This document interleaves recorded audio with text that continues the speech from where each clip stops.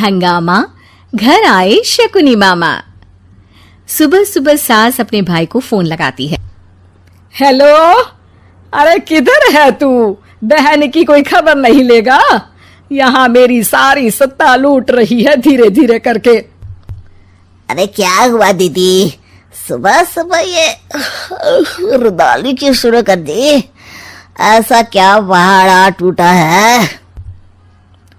अरे तेरे धर्मराज ससुर ने तिजोरी की चाबी बहू को दे दी है। पैसों का हिसाब भी उसी के पास रहता है। सिर्फ तिजोरी की ही नहीं, बेटे की चाबी भी उसी के पास है। अब उसी की बात सुनता है। अरे जल्दी से आ जाना, वरना तेरी बहन कंगाल हो जाएगी भाई। अरे बहन श्री, रहो टेंशन फ्री, आ रहा हूं मैं तेरी बहू का पासा पलटने। अगले ही दिन मामा घर में आ टपकते हैं। अरे मामा जी, पाए लागू। बहू, पाँव छूके पैरों के नीचे की जमीन खींचना तो कोई तुमसे सीखे। हाँ, क्या मतलब मामा जी? अरे तुमने अपनी सास के पाँव छुए और पूरे घर की सत्ता हड़प ली। साले हैं? साहब, साले साहब कब आए आप? आ तो 40 साल पहले गया था।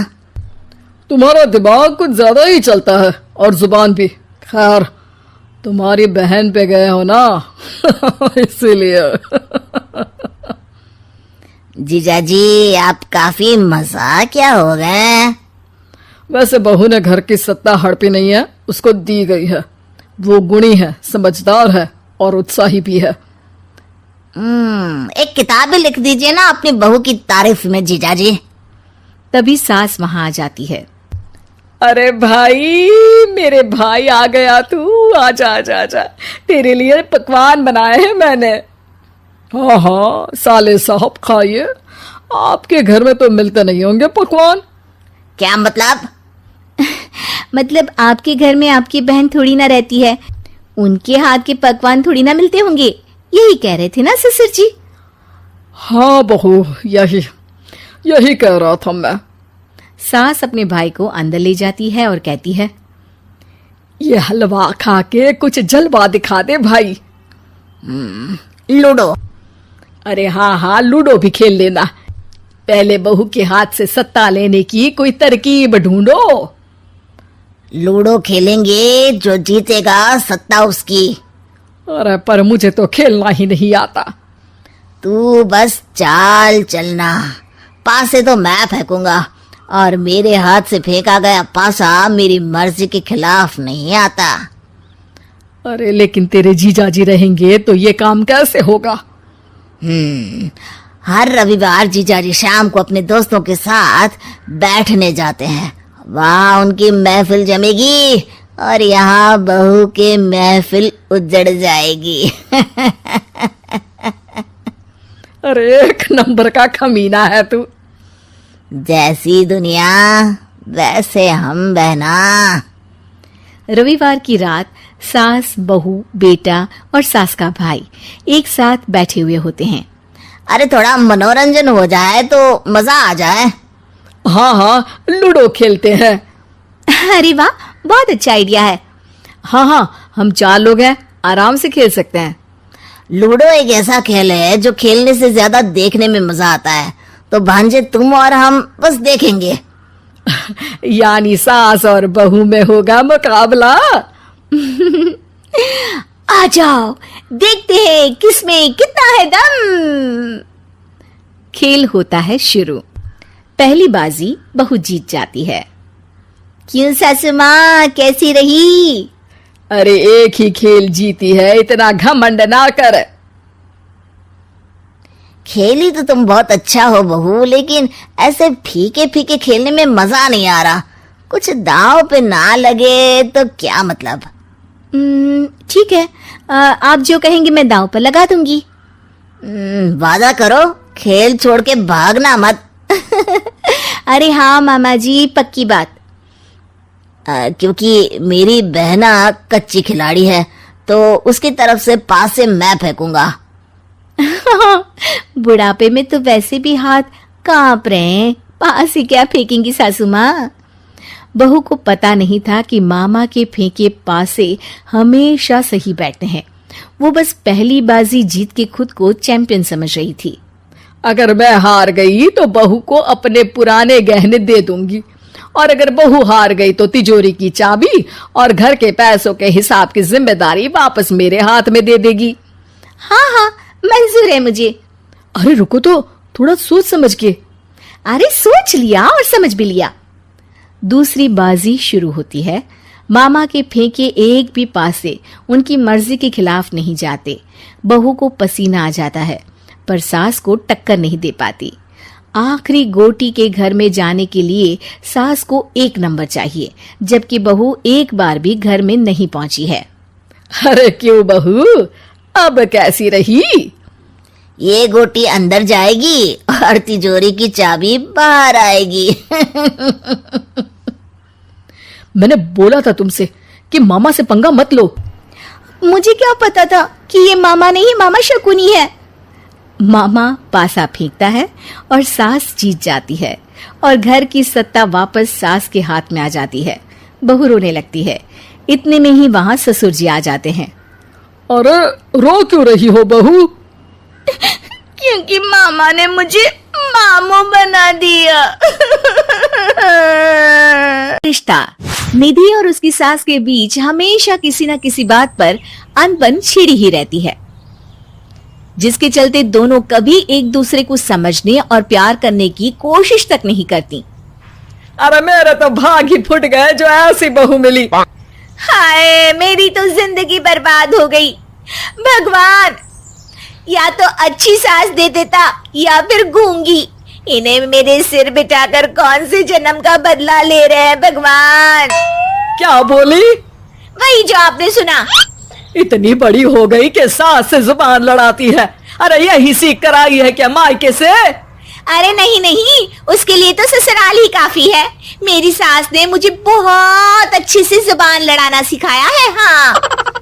सास बहू की तीखी नोक झोंक चल ही रही होती है कि दीपू वहां आ जाता है। रिश्ता करते हुए पति पत्नी की जगह सास बहू की कुंडली मिलानी चाहिए, क्योंकि अगर सास बहू का रिश्ता अच्छा नहीं तो उनका पता नहीं, पर पति की जिंदगी तो पक्का झंड है। मुझे अपने सामने कोई झगड़ा नहीं चाहिए। बस करो दोनों। दोनों शांत होकर अपने अपने काम में बिजी हो जाती हैं।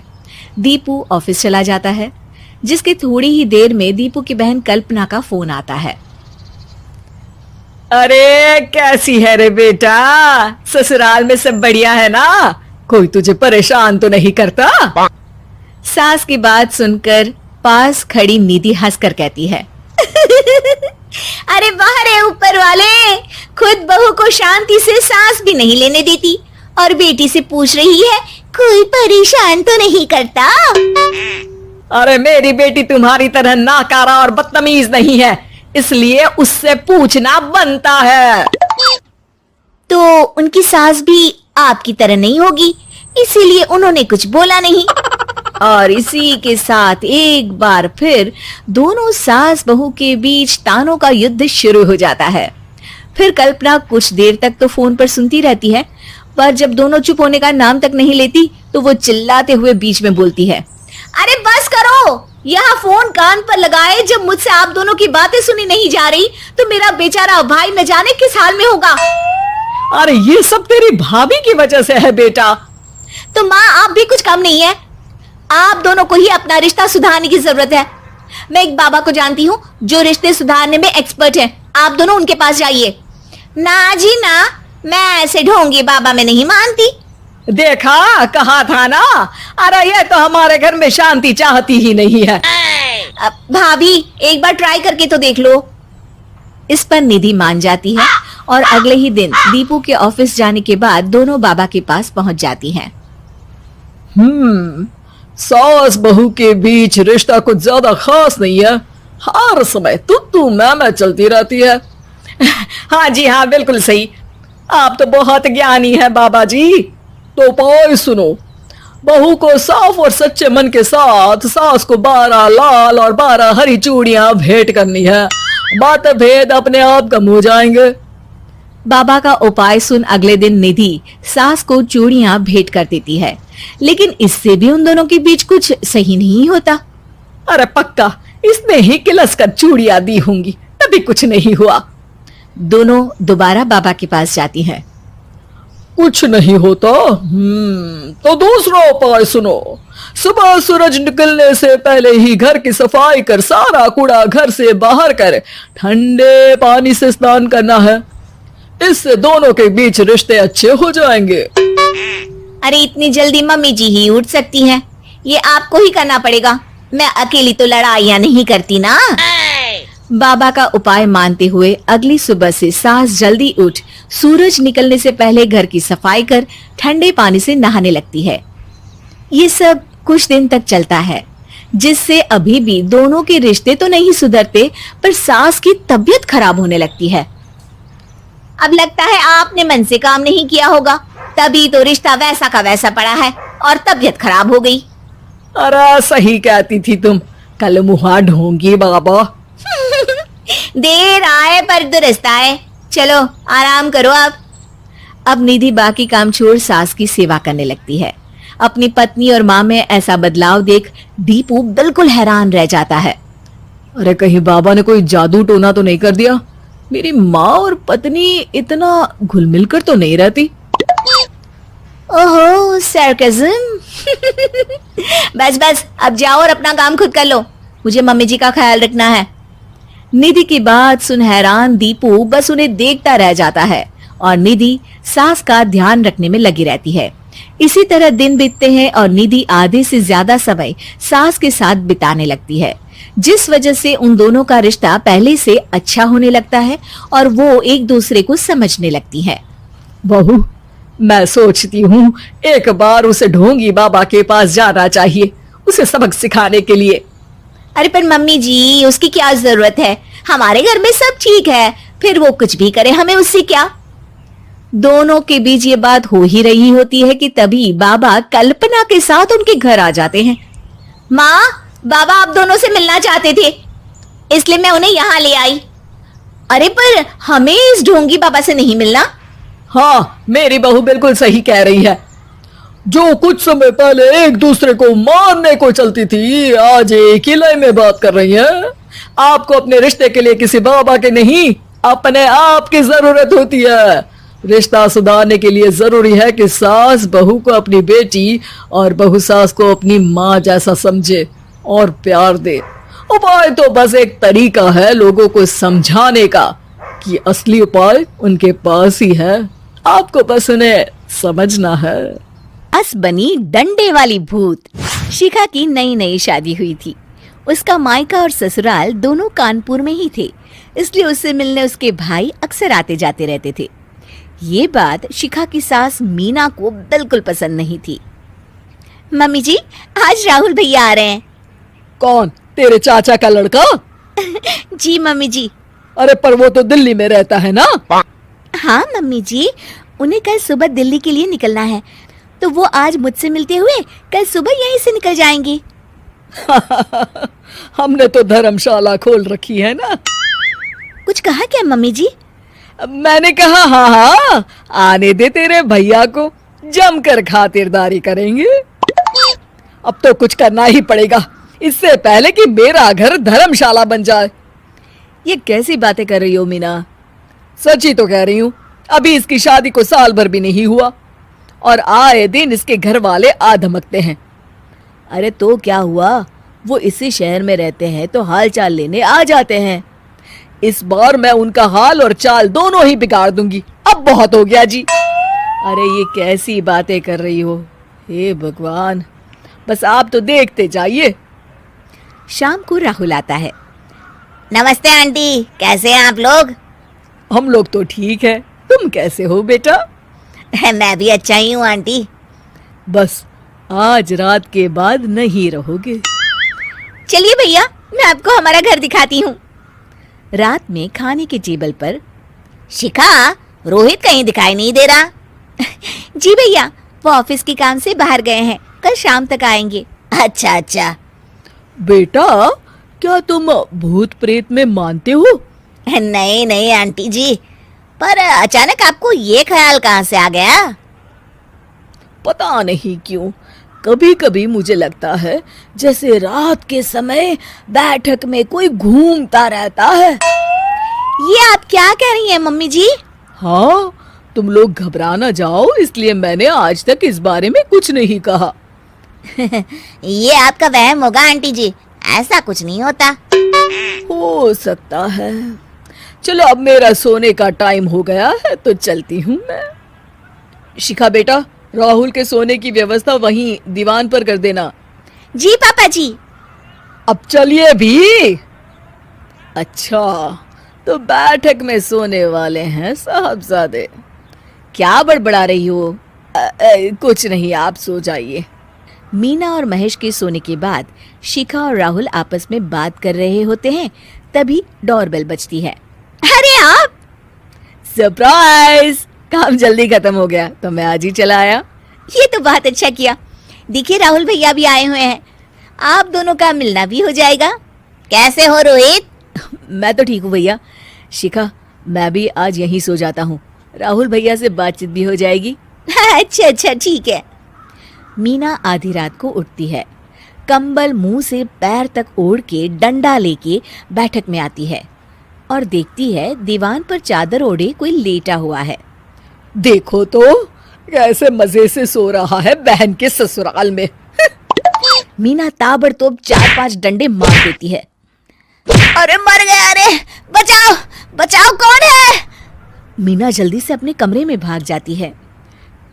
हे भगवान, ये मैंने क्या किया? ये रोहित कहाँ से आ गया? लगता है ये नालायक राहुल मेहमानों वाले कमरे में सो गया होगा। आज तो इसकी खैर नहीं।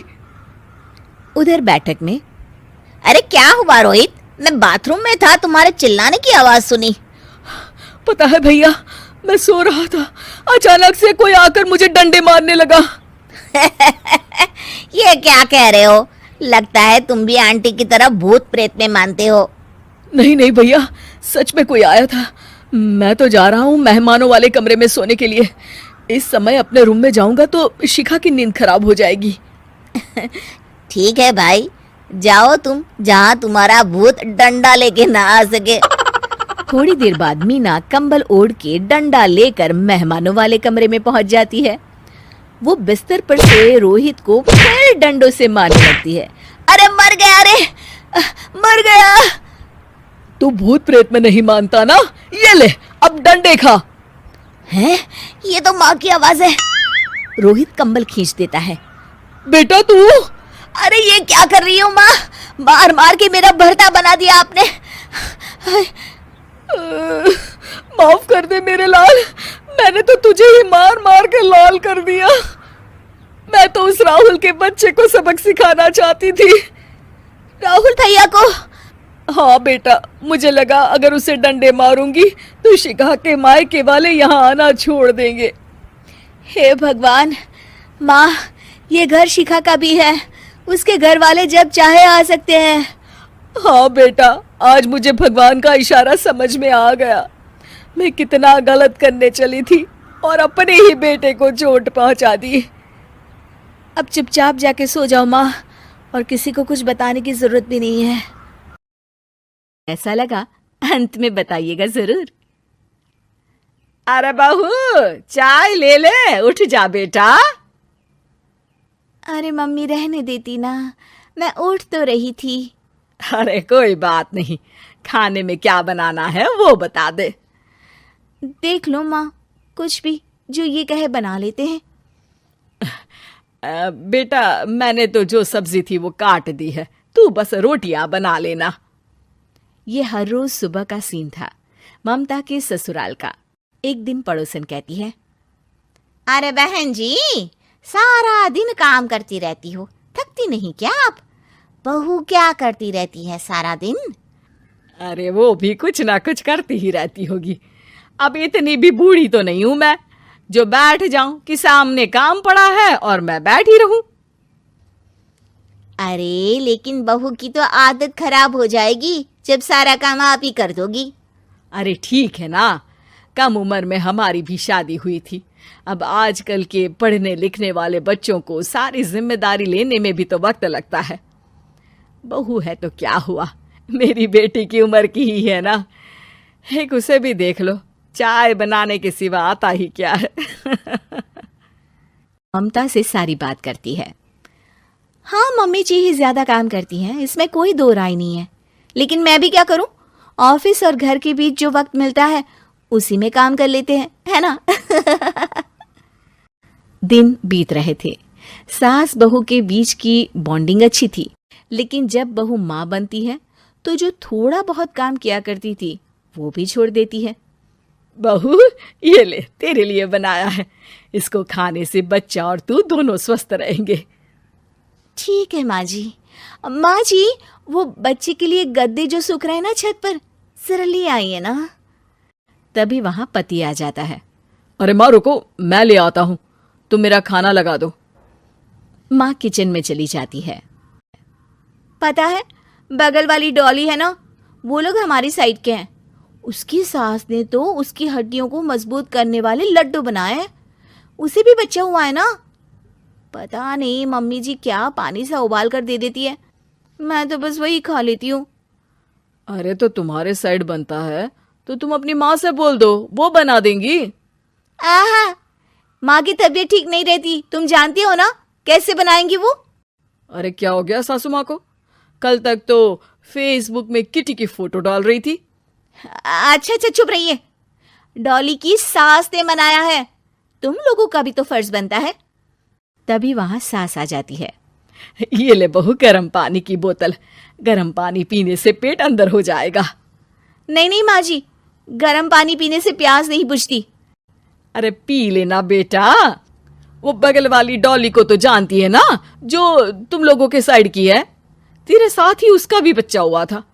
बेचारे का कोई ख्याल रखने वाला नहीं, सारा काम करती है और रात में बस एक लड्डू खाकर सो जाती है। पेट तो लटक ही गया है और बच्चा तो कितना कमजोर सा है उसका। अच्छा माँ, क्या बात है, डॉली की ये हाल है? क्यों मैडम, क्या कहना है आपका?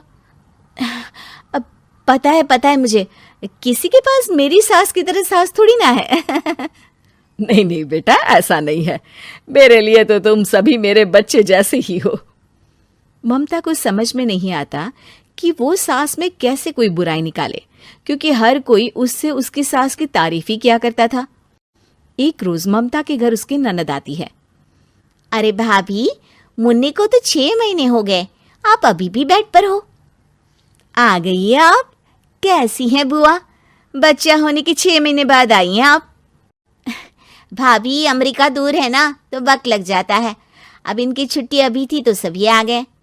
वैसे माँ कहाँ है?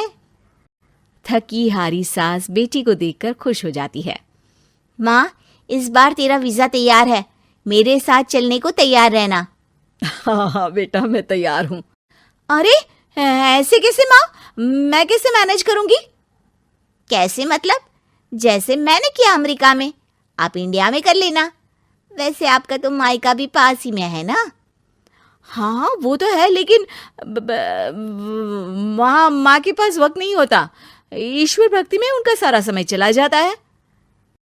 भाभी, बेटी परेशान हो तो माँ का ध्यान आरती में कैसे लग सकता है? समझ में ही नहीं आता। वैसे भी अब माँ को मैं अपने साथ ले जा रही हूँ। माँ को विदेश घूमने का शौक है ना। ममता मन मारकर चुप हो जाती है, लेकिन मन ही मन सोचती है कि वो कैसे सारा काम मैनेज करेगी। पति का खाना, नाश्ता, मुन्ने को नहलाना धुलाना, फिर रात भर इसके लिए दूध तैयार करना। माँ तो सारा काम करती थी। हे भगवान, ना भाई ना। क्या हुआ भाभी? क्या सोचकर ना भाई ना कर रही हो? अरे कुछ नहीं, बस बच्चे के बाद से ही कमजोरी ज्यादा हो गई है ना, तो अचानक से बड़बड़ाने लगती हूँ मैं। अगले दिन ममता अपनी माँ को फोन करती है। राधे राधे। माँ, मैं क्या करूँ, मेरी सास तो अमेरिका जा रही है बेटी के पास। अब घर का सारा काम, बच्चा, सब कैसे मैनेज करूँगी? तू आ जाना माँ कुछ महीनों के लिए मेरे पास। अरे ना ना ममता, मेरे बस की बात नहीं है काम धाम। अरे तू तो जानती है ना, मैंने तो तेरे भाई की शादी भी गरीब गांव की लड़की से इसीलिए ही की थी कि वो चुपचाप घर का सारा काम करे। वैसे भी अब तो आदत भी नहीं रही मेरी काम करने की। ममता को माँ पर बहुत गुस्सा आता है। ठीक है माँ, देख लूंगी मैं, लेकिन मेरी मुसीबत के वक्त आप मेरा साथ नहीं दे रही है, अब भूल जाना मुझे। ममता गुस्से में आकर फोन रख देती है और रोने लगती है, लेकिन बेचारी करे भी तो क्या। अब सास और ननद दोनों घर का काम करते, नेहा आराम करती, लेकिन अब आराम में भी उसे चिंता रहती। और फिर वो दिन भी आ जाता है जब ननद का जाने का वक्त आ जाता है। भाभी मैं जा रही हूँ, अपना और मुन्ने का ख्याल रखना। ममता सास को देखती है और गले लगकर रोने लगती है। माँ जल्दी आ जाना। सास मुस्कुराकर कहती है, कहाँ से ममता, मैं कहीं नहीं जा रही। मैंने देखा कि मेरे जाने की बात से ही तू परेशान हो गई थी, इसीलिए मैंने अपना जाना कैंसिल कर दिया है। तू चिंता ना कर, मैं तेरे साथ ही रहूंगी। ममता को अपनी माँ की बात याद आती है कि कैसे उसके कहने पर भी ममता की परेशानी को समझने की बजाय उसने मना कर दिया, जबकि सास ने बिना कुछ कहे बहू की समस्या पढ़ ली। हाँ माँ, हम सब साथ चलेंगे बाद में दीदी के घर अमेरिका। आज से आप रानी बनकर रहना और मुन्ने को देखना। मैं समझ चुकी हूँ कि मेरा फर्ज क्या है।